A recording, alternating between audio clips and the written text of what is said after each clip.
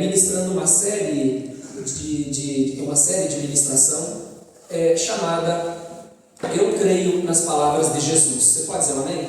Amém. Isso é uma palavra de fé. Eu creio naquilo que Jesus diz. Quando eu digo amém, eu estou dizendo assim seja. Eu concordo com isso. E neste tempo, então, nós queremos ministrar sobre a vida da igreja essa série de ministrações. Especificamente, nós ministramos domingo passado, vamos ministrar esse domingo, e se nós não conseguirmos esgotar o tema que nós nos propusemos, ainda domingo que vem fecharemos essa ministração. E no decorrer também, até o final do ano, todas as vezes que este pastor ministrar aqui, nós estaremos ministrando acerca deste tema. Eu creio nas palavras de Jesus. Que isso se torne profético nas nossas vidas, né? Que isso tenha sentido para nós, de que o único que fala aos nossos ouvidos, a única voz que nos conduz é a voz de Jesus. Você pode dizer amém? Amém. Queridos, eu quero junto com você, nós não vamos, quem não veio domingo passado, não vai ficar tão perdido assim, porque eu quero, em 5 minutos eu quero fazer uma revisão daquilo que nós estudamos e daquilo que nós vimos no domingo passado, e depois então vamos partir de onde nós paramos no domingo passado, ok? Porém, se você quiser ter todo o contexto, você pode ler na sua casa, com toda certeza o Espírito Santo vai trazer luz para você. Nós estamos estudando e ministrando nessa série de ministrações que talvez se encerre no domingo que vem ou no próximo, ou melhor, no domingo que vem, Marcos capítulo 4, né?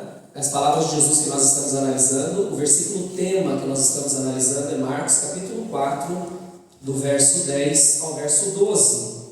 Então aqui nós temos uma sentença dada por Jesus. Nós temos ao menos 2 públicos elencados nesses 3 versículos de Marcos capítulo 10. Mas para nós entendermos o porquê Jesus disse e o porquê Jesus declarou essas palavras nesses 3 versos, nós precisamos, é necessário entender o contexto, o que aconteceu, né, o que de fato aconteceu, para que Jesus chegasse ao ponto de declarar essa sentença sobre a vida de algumas pessoas.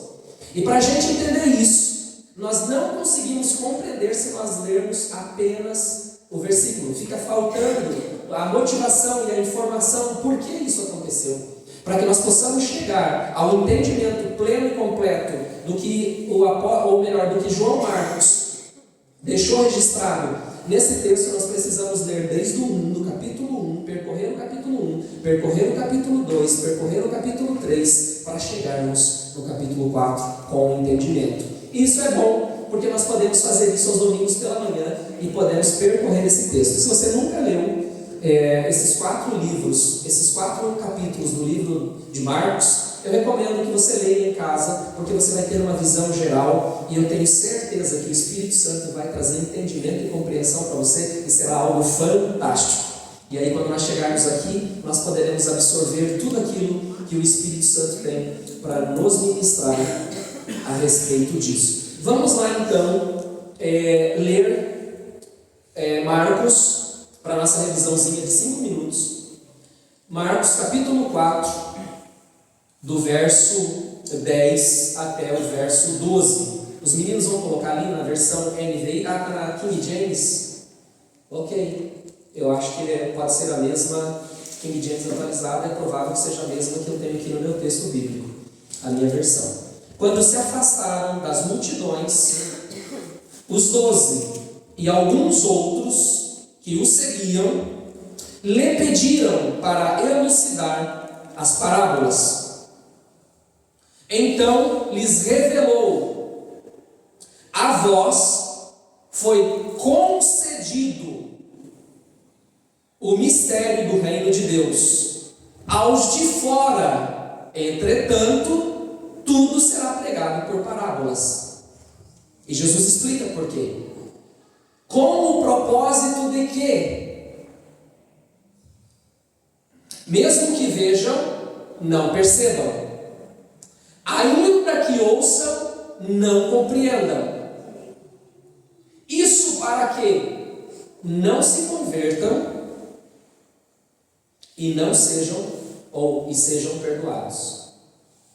Aqui tem uma sentença bastante interessante que Jesus deu para dois públicos.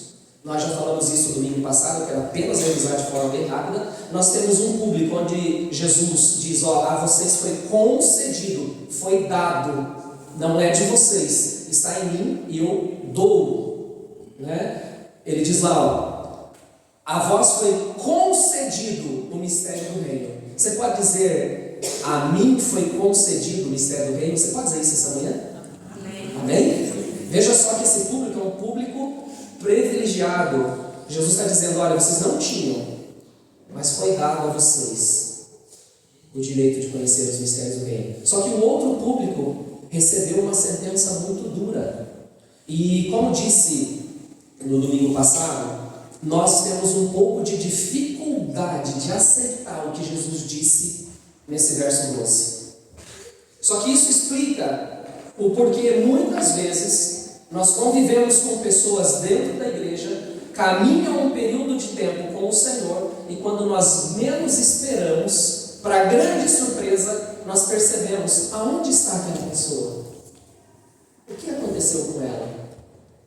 Como pôde abandonar Jesus?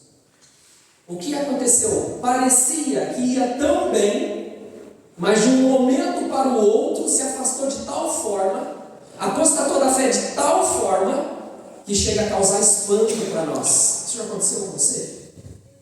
É esse cenário que nós estamos vendo aqui.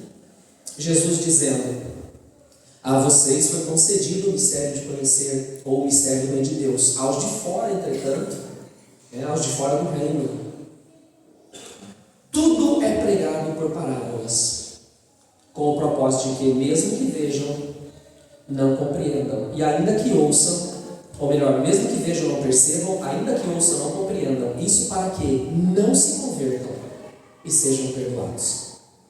Agora, queridos, o porquê Jesus deixou essa sentença? Nós vamos perceber que o Evangelho de Marcos, aqui eu vou passar várias etapas. Quem estava domingo que vem, nós fizemos uma análise histórica, geográfica, temporal, entendendo quem era João Marcos, entendendo quando ele escreveu, entendendo por que ele escreveu. Isso não vai dar tempo de fazer hoje, né? Mas nós percebemos então que esse caminho que foi percorrido dessas pessoas que estavam próximas a Jesus, porque nós temos a explicação já no primeiro momento, diz que Jesus escreveu aqui no verso 10, nós podemos ver assim: quando se afastaram das multidões, os 12 e alguns outros que o seguiram pediram para elucidar as parábolas. Nós percebemos aqui algum público. Nós percebemos o público das multidões que estavam com Jesus, nós percebemos o público que era formado pelos discípulos, e nós percebemos um público que eram outras pessoas que seguiam a Jesus. Haviam ao menos 3 públicos que estavam nesse cenário, e Marcos fala desses 3 públicos desde o capítulo 1 até o versículo 4. Mas vamos lá então, feito essa revisão, espero que possa ter te ajudado. Vamos abrir a palavra de Deus então lá em Marcos, no capítulo 1, onde nós paramos no domingo passado, para nós seguirmos aqui a nossa construção do entendimento, para entender o porquê Jesus disse que algumas pessoas lhe seriam então, ou melhor, tudo lhe seriam pregados por parábolas, e essas pessoas viriam, mas não compreenderiam, olhariam, mas não perceberiam, com o propósito de que não fossem perdoados e não fossem salvos.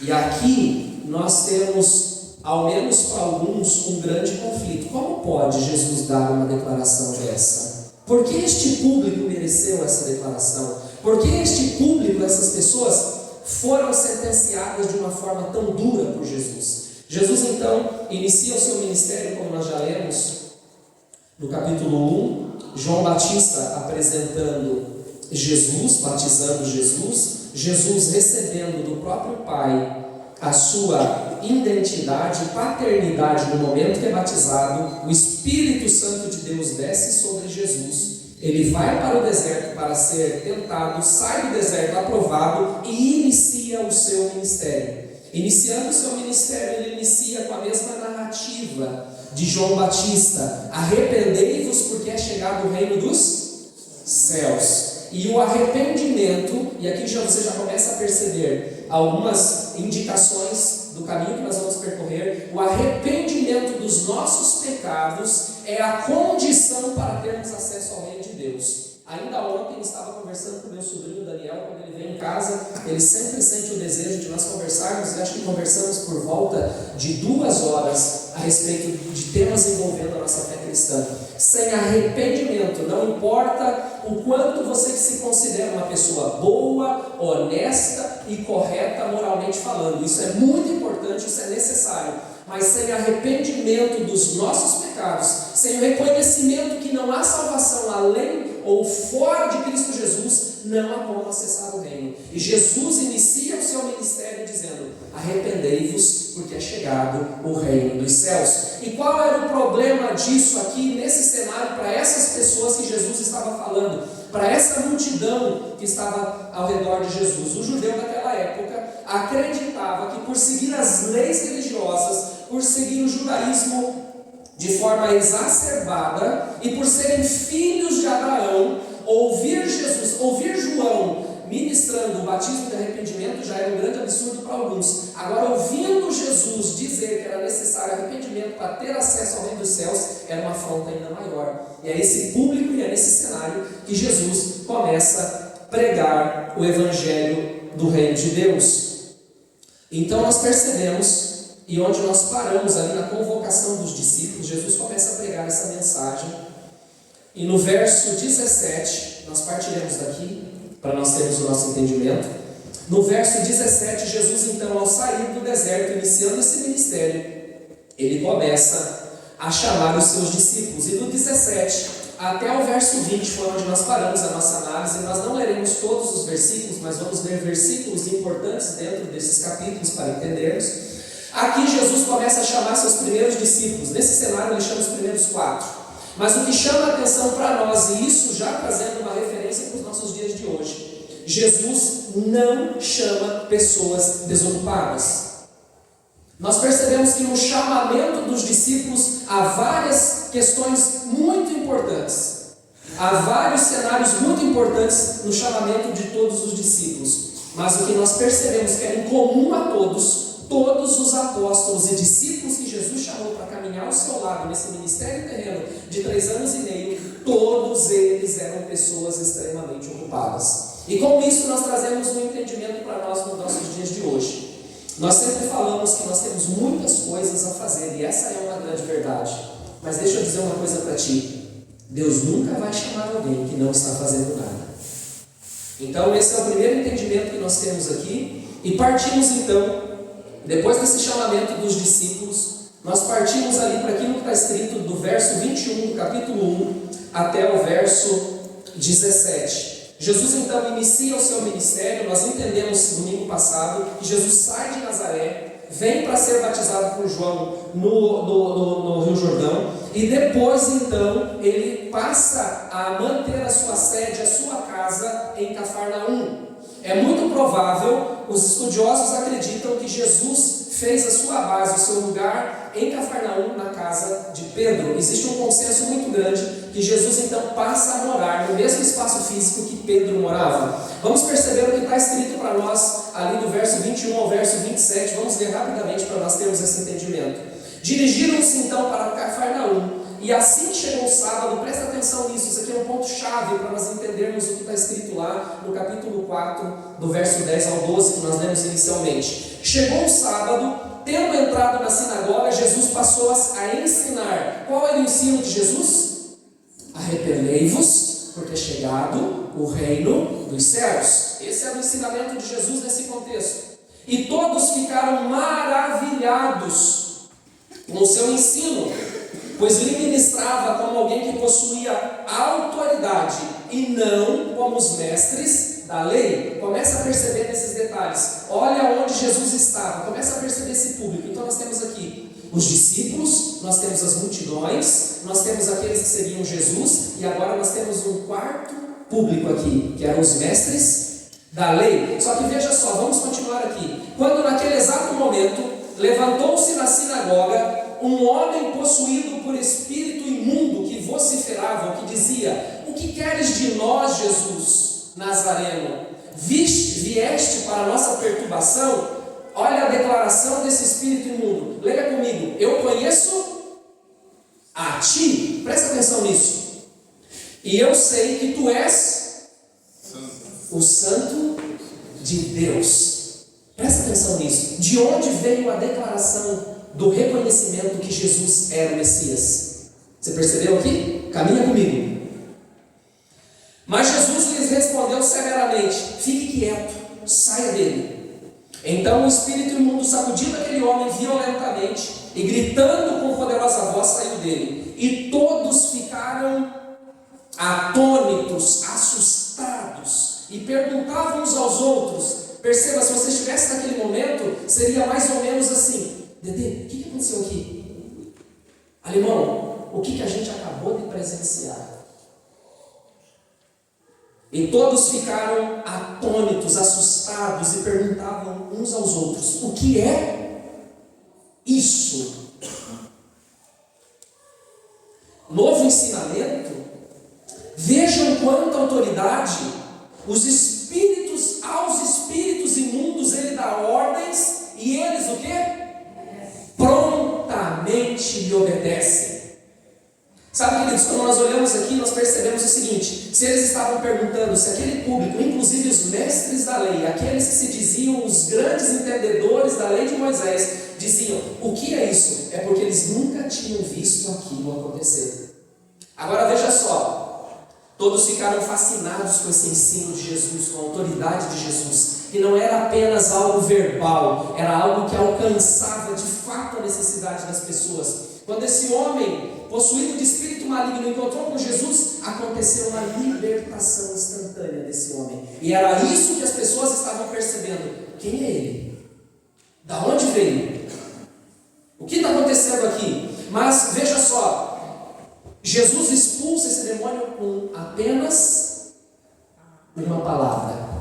Entenda uma coisa: naquele cenário religioso havia sim exorcismo, havia expulsão de demônios, mas normalmente havia um processo para que esse demônio fosse expulso. E dentro do entendimento do judeu, dentro da religião judaica, isso demorava 7 dias. Era necessário ser levado ao sacerdote, era necessário passar por várias etapas, por vários momentos, para que aquela pessoa pudesse ser considerada alguém liberto do espírito maligno. Mas para espanto de todos, chega Jesus e diz: saia dele. E o demônio sai no mesmo momento.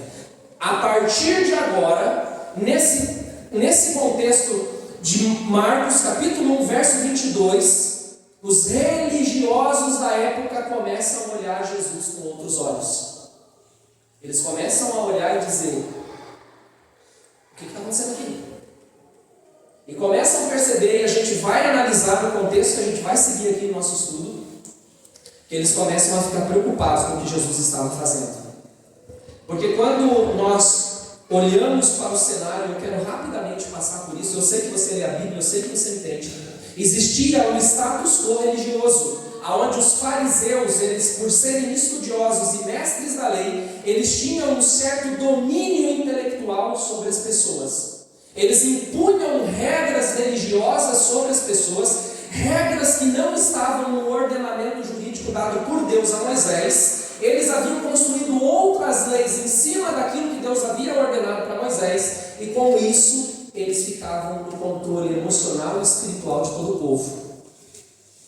Agora chega Jesus e começa o quê? A libertar os cativos, a pregar o evangelho aos pobres da cultura judaica, no judaísmo vivido na época. E vale ressaltar que o judaísmo vivido nessa época era muito distante da lei que Deus havia dado para Moisés.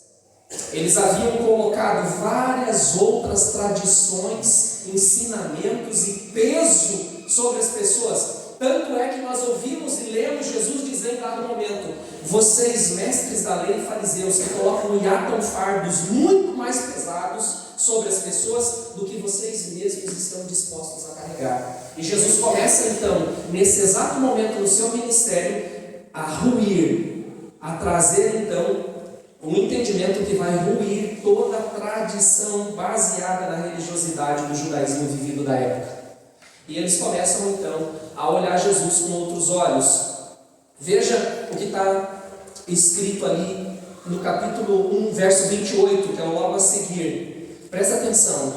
Rapidamente, as notícias sobre a sua pessoa se espalharam por várias direções e por toda a região da Galileia. Ou seja, o que Jesus fez ali, ele começa a pregar arrependimento de pecados, só que quando ele sai supostamente na sua primeira pregação, relatada ao menos no livro de Marcos, é a primeira vez que Marcos relata, então dá a entender que se não foi a primeira, foram as primeiras vezes que Jesus foi à sinagoga, ele já expulsa o demônio, o espírito maligno de um homem, causando um espanto total, e já nessa primeira pregação de Jesus, ele já começa a ser conhecido em toda a Galileia. E se você analisar aqui, vale parar um pouquinho para entender o seguinte, presta atenção. Se nós fôssemos analisar o centro político, religioso, nervoso, o centro de poder da nossa nação, nós diríamos que todo o governo da nossa nação estaria em Brasília, certo? Dividido ali em Brasília, São Paulo, como os estados e cidades mais importantes da nossa nação.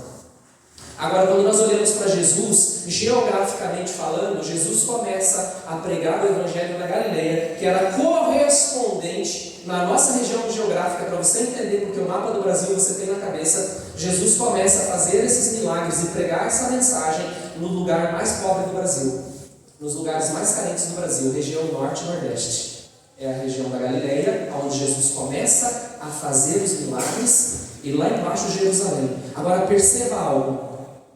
Conforme Jesus vai pregando o Evangelho, nós vamos ver aqui no texto, vamos percorrer junto o texto. As pessoas que faziam parte do controle da nação, o controle religioso, político da nação, que estavam fundamentadas em Jerusalém, começam a subir até a Galileia para entender o que estava acontecendo. Quem é esse homem? Quem é esse homem que está desestruturando o nosso poder religioso sobre as pessoas? Nós colocamos várias regras religiosas para dominá-las. Vocês valem ressaltar e vocês lembrar que quando Jesus curou, aqui no verso 40, mas nós não vamos ler, quando Jesus cura um leproso, Jesus manda ele ao sacerdote para que ele seja confirmado a cura da lepra. Por que isso? Porque era uma tradição que o sacerdote era a única autoridade que podia declarar alguém limpo, liberto, enfim, era o detentor de toda a religião. Ou seja, se eu quisesse ter qualquer relacionamento com Deus, eu não poderia ter esse relacionamento com Deus. Se eu precisasse ter qualquer favor de Deus, eu não poderia ter esse favor de Deus, a não ser que eu recorresse aos líderes religiosos da época. E Jesus, o que Jesus faz? Jesus quebra este ciclo. Por quê? Porque ele vem trazer, é chegado o reino dos céus. E bastava nessa pregação de Jesus que as pessoas se arrependessem dos seus pecados para serem curados, para serem libertos e para serem salvos. E que vale nós olharmos para esse texto, nós vamos percorrer esse caminho, vamos encontrar essa verdade, que Jesus tem poder para perdoar pecados. Você já parou para pensar? Antes mesmo de Jesus morrer na cruz, ele já perdoava pecados. E nós vamos perceber que isso aqui era uma grande afronta para o sistema religioso da época. Estava saindo da mão deles o controle da vida das pessoas. E as pessoas estavam sendo de fato o quê? Libertas. Vamos ver lá o que está escrito no verso 29, ainda do capítulo 1, para nós entendermos algo importantíssimo aqui. Vamos percorrer do verso 29 ao verso 34. Então, nós lemos que Jesus expulsa um espírito maligno do homem. Rapidamente essa notícia se espalha. Jesus sai da sinagoga. O texto bíblico nos dá a impressão, ao menos a maneira como está escrito, nos dá a impressão que isso foi um fato logo após o outro, né? Nos dá a entender que Jesus, o verso 29 começa: e assim que saíram da sinagoga. E do 21 ao 27, Jesus estava onde? Na sinagoga. Então vamos entender, ao menos no que está narrado nesse texto bíblico, Se isso aconteceu no mesmo dia, foi algo que aconteceu logo em seguida. Então começa a perceber que por onde Jesus passava, as coisas eram transformadas de forma milagrosa e maravilhosa. Isso é espantoso aos olhos deles. Perceba, na sinagoga, ele expulsa um espírito imundo de um homem com apenas uma palavra. Uau, isso já foi algo sem precedentes. Agora vamos ver lá. E assim que saíram da sinagoga, dirigiram-se para a casa de Simão e André, juntamente com Tiago e João. E a sogra de Simão estava deitada com muita febre, e logo falaram com Jesus a respeito dela. Esse texto é bastante conhecido de todos nós. Agora veja só. Então, aproximando-se ele, tomou ela pela mão, e a febre imediatamente a deixou, e ela se pôs a servi-los. Ou seja, ela voltou a ter a sua vida normal, plenamente sã, de forma instantânea. Esse é o poder de Jesus. É esse poder que nós cantamos hoje aqui. Não é? É isso que nós cantamos hoje aqui. Você crê naquilo que nós cantamos? Há poder no nome de Jesus contra a depressão, contra a ansiedade, para trazer cura pelas ruas. Você crê nisso? Aleluia! Eu creio nas palavras de Jesus. Agora veja só, vamos continuar ali no verso 32. Ao final da tarde, perceba que era sábado, ok? O judeu, dentro da sua tradição, sábado era um dia santo, que eles não faziam quase nada, ou ao menos buscavam não fazer. Ao final da tarde, passando o período onde os judeus não poderiam fazer algumas coisas, porque eles guardavam o sábado, logo após o pôr do sol, vamos entender então aqui por volta das 18, 19 talvez, acredito que seja mais ou menos por esse horário, o povo levou até Jesus todos os que estavam passando mal e dominados por demônios. Ei, deixa eu falar uma coisa para você. Você já parou para pensar no que a Bíblia está dizendo aqui? Quem foram as pessoas que o povo levou até Jesus? Todos. Vamos fazer uma análise. Se nós fôssemos aquelas pessoas que estivéssemos aqui agora, Jesus está aqui, sim ou não? Você crê nisso? Não é? Você crê nas palavras de Jesus quando ele disse assim: aonde estiverem 2 ou 3 reunidos em meu nome, ali eu estarei? Amém? Então ele está aqui. Aleluia! Glória a Deus! Estamos todos nós reunidos na casa de Pedro agora. Jesus acaba de expulsar o espírito imundo com apenas uma palavra, e todos os enfermos e os possuídos por espíritos imundos do bairro Uberaba começam a chegar nessa porta. É mais ou menos para você entender o que aconteceu ali. Agora veja só. E assim a cidade inteira, gente, não foi um, não foi dois, a cidade inteira de Cafarnaum se aglomerou na porta. Eu quero parar aqui só um pouquinho, antes de ler o 34. Veja, começa a perceber, para que você entenda o porquê Jesus sentenciou alguns a não mais compreenderem o que ele estava dizendo lá no final. Já tem que entender aqui. Aqui já tem um indicativo. Jesus começa a pregar como quem tinha o quê? Autoridade. Os mestres da lei, aqueles que se diziam conhecedores da verdade, aqueles que se colocavam numa posição de ensinar os outros, não tinham o quê? A autoridade. Qual é a diferença? A autoridade de Jesus é porque ele libertava de fato. Ele tocava a necessidade das pessoas de forma concreta. Se estava com espírito maligno, sai. Se estava enfermo, cura.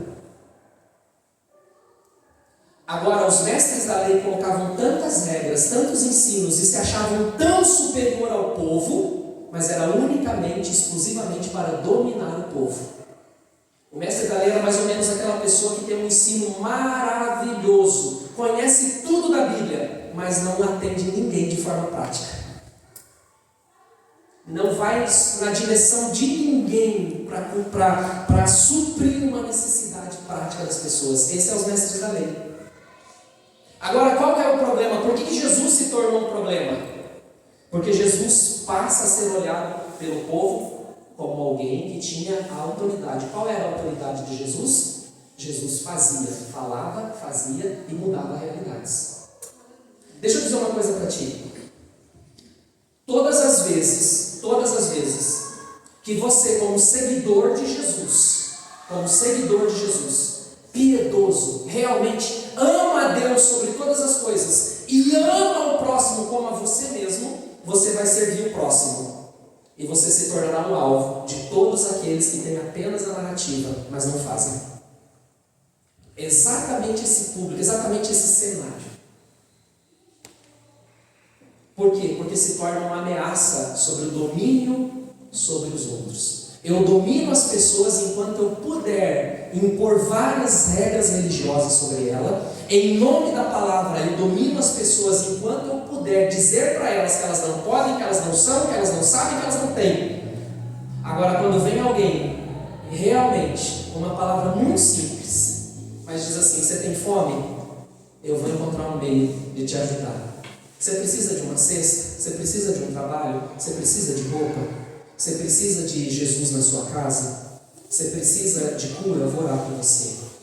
Você precisa se libertar de espíritos imundos? Eu vou orar em nome de Jesus e vou expulsar esse demônio da tua vida. Essa é a diferença. É muito sutil. Até a chegada de Jesus, aqueles que se diziam conhecedores, apenas conhecedores, que estavam sobre as ribaltas, dizendo para o povo que eles não eram, que eles não tinham, que eles não podiam, que eles não deveriam. Enquanto Jesus não havia chegado, eles tinham domínio e poder sobre o povo. Mas quando Jesus chega transformando realidades, o Evangelho precisa transformar realidades. Aonde Jesus chega de fato, não pode chegar apenas no discurso. Aonde Jesus chega de fato, se aquela pessoa tinha fome, a sua fome precisa ser suprida. Se havia tristeza, precisa reinar alegria em detrimento das adversidades que continuarão sendo as mesmas. Vocês percebem que a grande diferença da autoridade de Jesus era o fato de que Jesus mudava realidades?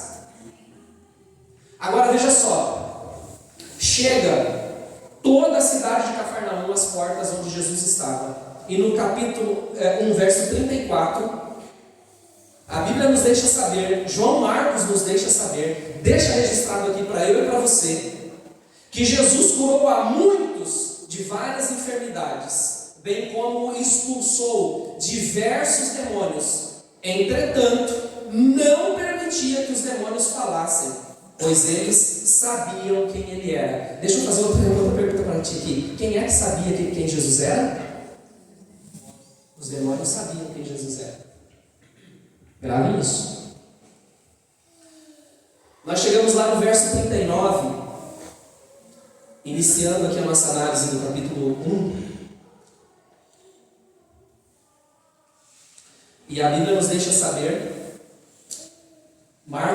João Marcos nos deixa saber, deixou registrado aqui.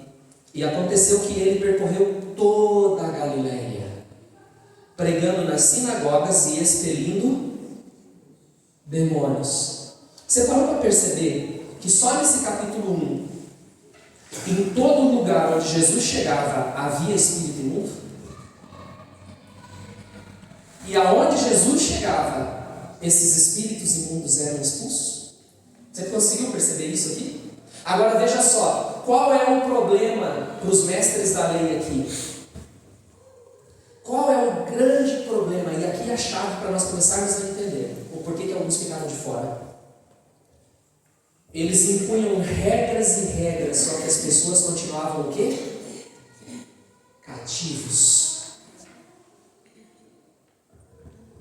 Aponta para o fato que toda aquela pregação, toda aquela estrutura religiosa não era mais capaz de libertar o povo. E é impossível pertencer ao reino de Deus sendo preso por Satanás. E quando Jesus chega pregando, arrependei-vos porque era o reino de Deus é chegado, o judeu pensava, o que esse homem está falando? Que afronta é essa? Como assim se arrepender para entrar no reino? Eu já faço parte do reino, eu já tenho uma estrutura religiosa desenhada, pronta. E eu entendo que por ser filho de Abraão, essa estrutura religiosa, essas regras que eu construí, já são suficientes para me garantir o acesso no reino. E Jesus dizia: se arrependei-vos, porque é chegado o reino dos céus. Só que qual que era o grande problema disso? Eles tinham dificuldades e começaram a ter dificuldades de aceitar o fato de que a religião vigente da época, construída por eles, não libertava as pessoas, não curava os enfermos, não salvava as pessoas. E aí eles começaram a olhar para Jesus e diziam: precisamos olhar com mais atenção para esse camarada. Vamos lá. Assim então termina o capítulo 1, registrando onde Jesus ensinava, ok? Na Galileia, região do norte e nordeste. O capítulo 1 se encerra trazendo o resultado do ensinamento de Jesus. Qual era o resultado do ensinamento? O reconhecimento de alguém que ensinava com autoridade para expulsar demônios com apenas uma palavra, para curar enfermos e mudar a realidade de Cafarnaum. Agora veja só, olha só que coisa mais maravilhosa, gente. Qual foi a primeira cidade que recebeu toda a intensidade do início do ministério de Jesus? Já parou para pensar? Cafarnaum. Só que tem algo aqui que talvez passou desapercebido para nós. Eu não sei se você percebeu. Toda a cidade inteira se aglomerou à porta de Jesus. Só retornando ali ao 34, só para ressaltar isso. Só que Jesus curou a muitos, não curou a todos. O texto diz que Jesus expulsou diversos demônios, mas não todos. Talvez seja chocante para eu e para você. Jesus morreu por muitos, mas não para todos. Falei isso no domingo passado e quero falar algo para ti. Se você está aqui e crê nas palavras de Jesus, e se você faz parte daqueles a qual foi concedido conhecer o mistério do reino, todos os dias levante pela manhã e diga: Jesus, obrigado, porque eu, na minha natureza humana, não tinha sequer condições de crer, mas o Senhor me concedeu, antes de mais nada, a fé para crer em ti. Isso é um grande privilégio. Isso é um grande privilégio. Você vai perceber que no decorrer do ministério de Jesus, alguns ficaram de fora.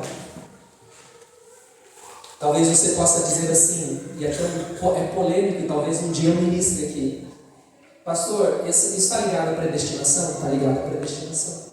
E às vezes a gente não quer olhar para isso. Então, se você está aqui nessa manhã e crê nas palavras de Jesus, saiba de uma coisa: a você foi concedido algo que você não tinha: a fé para crer no Filho de Deus. Isso é fantástico, isso é maravilhoso. Porque quando nós vamos olhar para esse Filho de Deus, quem é esse Filho de Deus? Quem é? O Messias prometido. Percorra o caminho comigo. Nasceu do ventre da Virgem Maria, foi concebido pelo Espírito Santo. Seu sangue não era humano, por isso era poderoso, santo e limpo, concedido por Deus para perdoar pecados e para salvar o pecador. Percorreu um período de tempo nessa terra como eu e como você, como homem. Sentiu as mesmas aflições que sentimos. Passou por um período de tentação. Foi batizado o batismo do arrependimento, mesmo sem ter pecado, por João Batista, para começar a tomar o meu e o teu lugar de pecador. Morreu na cruz do Calvário, derramou um sangue precioso, sangue puro, sangue sem pecado, tomou o meu e o seu lugar de pecador. Passou aproximadamente, alguns dizem 3 dias completo, outros dizem 2 dias e meio, mas não faz diferença. Passou 3 dias morto, e quando estava morto, foi ao inferno e tomou a chave do inferno e da morte. Ressuscitou, ou seja, vivo, algo extraordinário. Foi visto por mais de 500 pessoas por 40 dias aproximadamente depois da sua ressurreição. Fato inegável, historicamente comprovado, arqueologicamente comprovado. Instrui os seus discípulos na autoridade disponibilidade do Espírito Santo, deixa uma missão para nós, até que Ele venha, está à direita do Pai, e um dia voltará para nos buscar para eternamente estar com Ele. A nós foi dado, concedido, o mistério de crer nisso. Aleluia! Eu não sei se você já conviveu com algumas pessoas que dizem assim: isso é loucura, isso é um absurdo. Eu convivo com pessoas assim no meu trabalho, eu viajo, eu faço algumas viagens a trabalho, eu fico uma semana fora. Eu convivo durante toda essa semana. E eu olho e eu digo: não tenho o que fazer. O que, pastor? Não tenho o que fazer. A ele não foi concedido a fé para crer no Filho de Deus. Aí você está dizendo: pastor, então significa que algumas pessoas vão caminhar bem perto de Jesus e nunca conhecerão Jesus? É isso mesmo que a Bíblia está dizendo. É isso mesmo.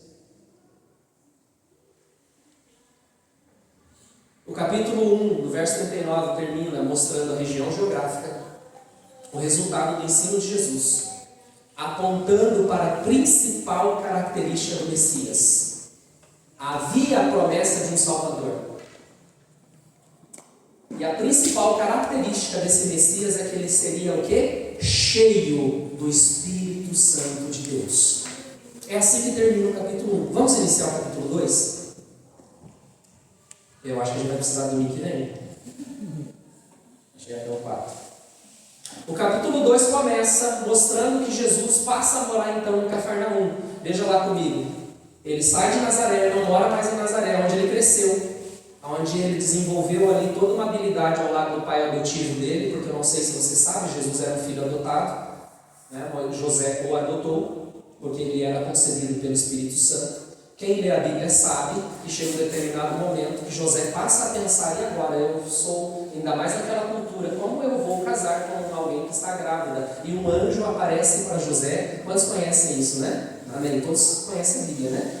Um anjo aparece a José e diz: José, não deixe Maria, porque o que está no ventre dela foi concebido pelo Espírito Santo, é o Messias. Então José adota aquela criança, adota Jesus homem, né? E em Nazaré, então ele passa a sua infância. Mas logo que Jesus começa o seu ministério, ele passa então a morar em Cafarnaum. Veja lá que no capítulo 2, no verso 1, nos dá uma base para compreender, né, que ele chegando de novo em Cafarnaum depois de alguns dias, então, ou seja, ele percorreu toda a Galileia. Perceba que o capítulo 1 termina mostrando Jesus percorrendo a Galileia.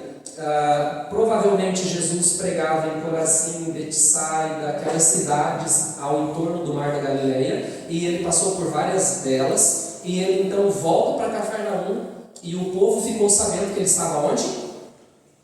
Em casa. Então Jesus tinha o seu ministério itinerante, tinha o seu ministério de pregar por aquela região, mas em dado momento ele voltava para casa. E essa casa, nós vamos perceber que é bastante provável que essa casa é a casa de Pedro, no mesmo lugar onde Jesus curou a sua sogra, ou melhor, a sogra de Pedro. No verso 5, caminhando um pouco mais para frente, nós vamos perceber que algo emblemático acontece aqui no verso 5. Jesus chega na casa, e aí vocês conhecem aquele texto que uma grande multidão, aqui no verso 4, eu não vou ler, mas eu só vou situar você.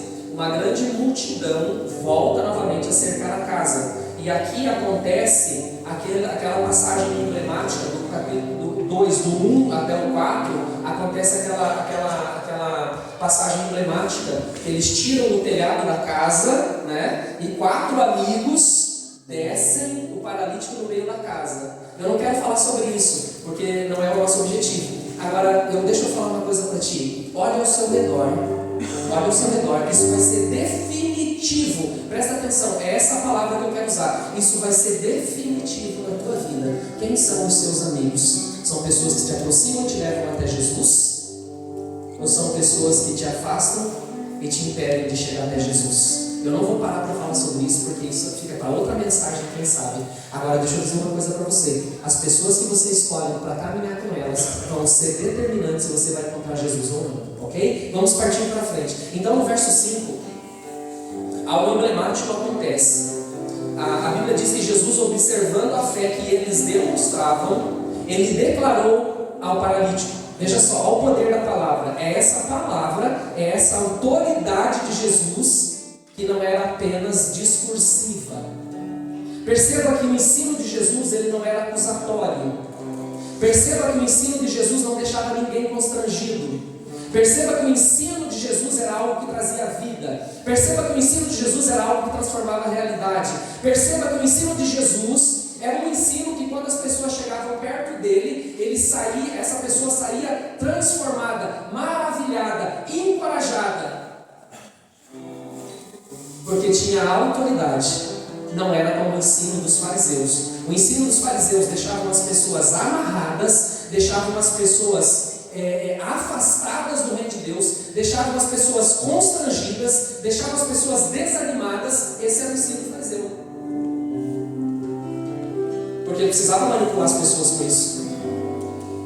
No sentido de dizer, eu sei, eu posso, eu conheço. Você não sabe, você não pode, você não conhece. Esse é o ensino do fariseu.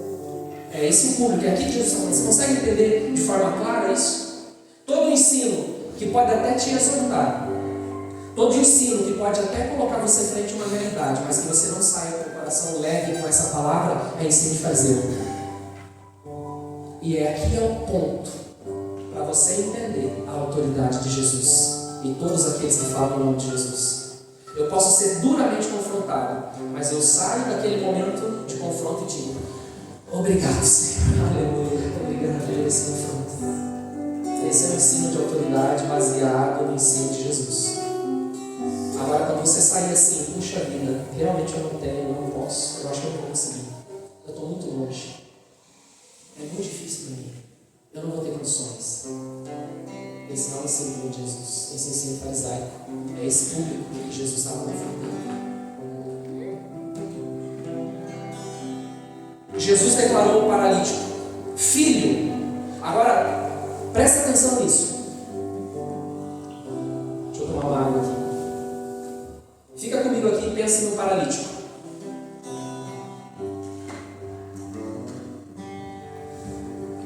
Vamos até aqui e depois o restante fica comigo que vem. O paralítico chega para Jesus. O que esse paralítico precisa se ele está paralítico?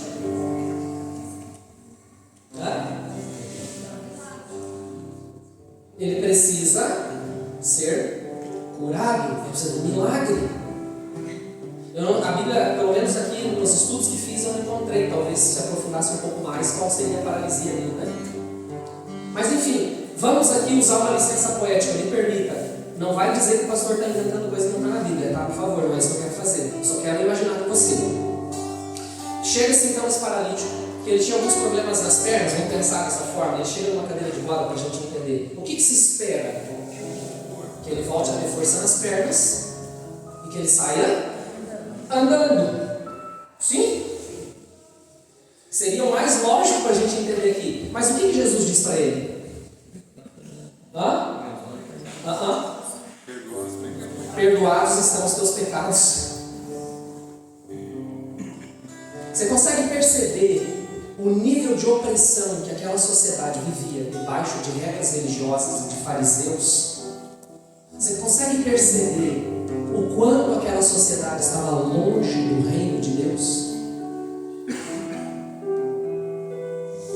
Jesus disse, perdoados estão os seus pecados. Siga comigo lá na leitura. Observando a fé deles, né? Estou falando daquele paralítico que foi descido.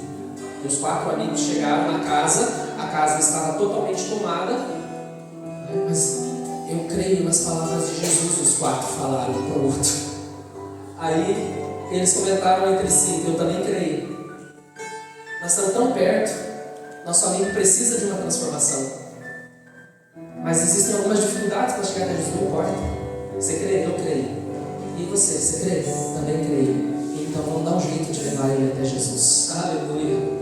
E eles começam a escalar as paredes daquela casa. E eles começam a tirar o telhado. E eles descem o paralítico até Jesus. Aí Jesus dá uma declaração. Oh, aleluia.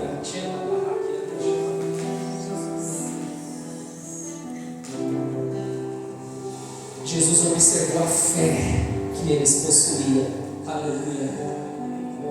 Eles criam em Jesus. Eles sabiam que Jesus era a solução. Eles sabiam que Jesus não era como aqueles religiosos que os escravizavam com regras religiosas. Eles sabiam que se aquele homem chegasse perto de Jesus, ia ter transformação. Jesus olha e diz assim: uau, que fé! Cara, que amigos que você tem! Aleluia! Não é só do paralítico que está falando aqui.